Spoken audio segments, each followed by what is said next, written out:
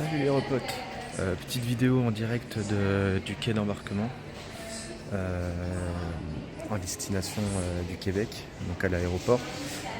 Donc petit tips pour les Français qui voudraient s'expat au Québec, il vous faut à tout prix remplir une AVE. Qu'est-ce que c'est qu'une AVE? C'est une autorisation de voyage électronique. C'est ce qui va vous générer votre visa automatiquement. Et cette autorisation, il faut la générer au maximum, enfin au minimum, je veux dire, 72 heures avant le départ. Faites très attention quand vous la remplissez. Faites pas d'erreur de frappe, surtout sur les numéros de passeport. Surtout que les passeports français sont illisibles, les numéros de passeport sont illisibles. Et donc deuxième astuce, c'est pour voir le numéro de passeport, ne le lisez pas, ne lisez pas l'inscription qui est à côté de votre photo. C'est sur la première ou deuxième page, il est en bas de page, écrit en gros. Et là au moins vous pouvez pas vous planter, parce que moi en fait j'ai fait une erreur. J'ai confondu un i avec un 1 et du coup ça m'avait invalidé ma AVE, pardon. Et je me suis retrouvé bloqué. L'agence de voyage a été obligée d'appeler le service d'immigration qui ont débloqué tout ça par téléphone. Mais ça va qu'il n'y avait pas trop de monde parce qu'ils auraient très bien pu ne rien faire. Et du coup, je restais bloqué à l'aéroport de Paris, quoi. Donc voilà, petite astuce, l'AVE, et faites très attention quand vous saisissez vos numéros de passeport. Voilà, bon je vous tiens au courant pour la suite du voyage. Et ciao les repotes.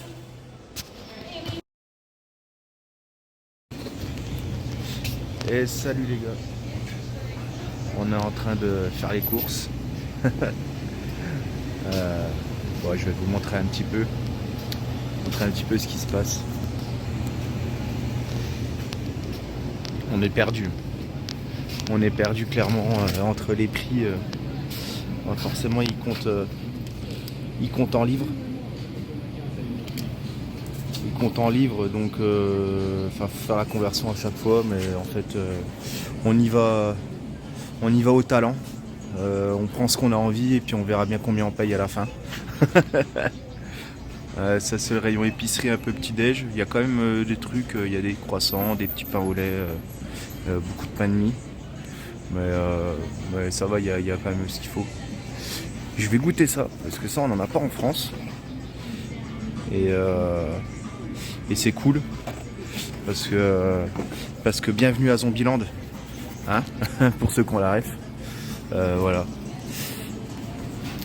Je vais aller voir au niveau des bières. Mais le truc que j'ai remarqué, enfin en tout cas dans les restaurants ou bars que j'ai fréquentés jusqu'à maintenant, leur bière, elle est pas forte en fait. Ils ont pas de bière, au-delà de 5,5, au-delà de 5 degrés, c'est compliqué d'en trouver quoi. Ah là il y en a une à 6 degrés. Et je pense que ça sera la plus forte qu'il y aura. Je vais regarder, mais ouais, 5 degrés. 5 degrés. Ils ont pas de la bière au-dessus de 5 degrés en fait. Tout fait 5 degrés. Bon, c'est une bière classique, 5 degrés, mais moi j'ai plus l'habitude de prendre des bières autour des 6-7 degrés, quoi. 8 degrés même. Des bières d'abbaye, des trucs comme ça, quoi. Mais ici, il n'y a pas, normal, on n'est pas sur le même continent. Mais c'est cool, il y a du choix en tout cas. Il y a du choix. Voilà. Ouais, je vous reprendrai plus tard quand on va passer au rayon viande et tout ça, quoi. Voilà. A plus. Bon, je vous reprends parce que là on est dans le rayon conserve. Alors, attendez, je vais vous montrer. Conserve standard comme nous, quoi, tu vois. Et puis après ils ont des conserves, quoi. Voilà. Presque 3 litres de sauce chili en conserve, impeccable. Ça c'est le feu en tout cas. Ça c'est trop bien pour faire de la bouffe en grosse quantité et puis après conserver soit au congèle, soit remettre en bocaux ou tout ça. Faire du canage comme ils appellent ici. c'est cool. Et là on est au rayon sauce. Sauce barbecue. Il y a pas mal de trucs, hein. Bœuf et oignon. Sauce d'1 litre, normal. C'est cool. Voilà, au-dessus c'est la mayo. La moutarde. Ouais, c'est de la moutarde ricaine, quoi, par contre. Ça va être de la moutarde sucrée. Ouais, au condiment. Après, c'est pas mauvais, mais c'est... Ouais. Ah, si, putain. Il y a de la maille. Il y a de la moutarde de chez moi. Mais par contre, 5 $. 5 $, ça fait du 3 et quelques. 3 euros et quelques. Ça va, ça reste correct encore, hein. Ça reste correct. Ah, c'est cool, hein. Il y a plein de trucs que je connais pas. J'ai envie de tout acheter pour goûter. Mais je vais pas bouffer souvent à la maison pendant le séjour là. Parce que ben, la boîte me fait pas mal bouffer au resto et tout. Donc voilà, mais il y a pas mal de trucs intéressants en tout cas. D'autres saveurs, d'autres trucs en fait. Donc j'ai envie de tout goûter. Voilà. C'est pas mal. C'est pas mal. Moi je vous reprends après si jamais je vois des autres trucs intéressants. Tenez les gars, j'arrive à la viande.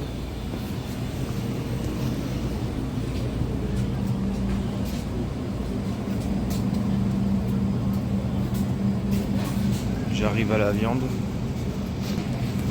Ouais, il y a un peu tout ce qu'on peut trouver en France, hein. Pareil, un poulet rôti, des plats cuisinés. Il y a du bœuf. Ouais, le boudin par contre est sous cette forme-là, sous vide. C'est rigolo. Tourne d'eau, des steaks, enfin voilà quoi. Par contre, un truc fou, c'est que même dans les petits magasins, il y a des abats. On peut trouver des abats quoi. Et ça se fait plus en France. Mais ça c'est cool. Ça c'est cool. Il y a pas mal de viande marinée aussi. Donc voilà. C'est pas mal cool. Par contre ça je sais pas ce que c'est. Et il y en a pas mal. En grosse quantité. Genre là dans l'étal du boucher, il y a que de ça. Je sais pas ce que c'est.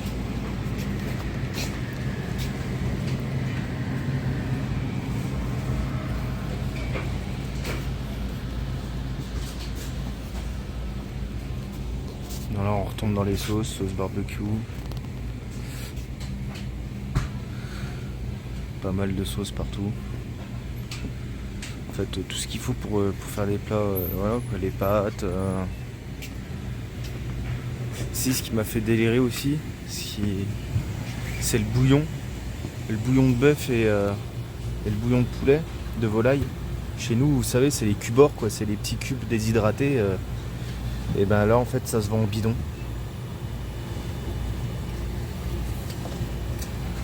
Bouillon de légumes, voilà, il y a de tout, quoi.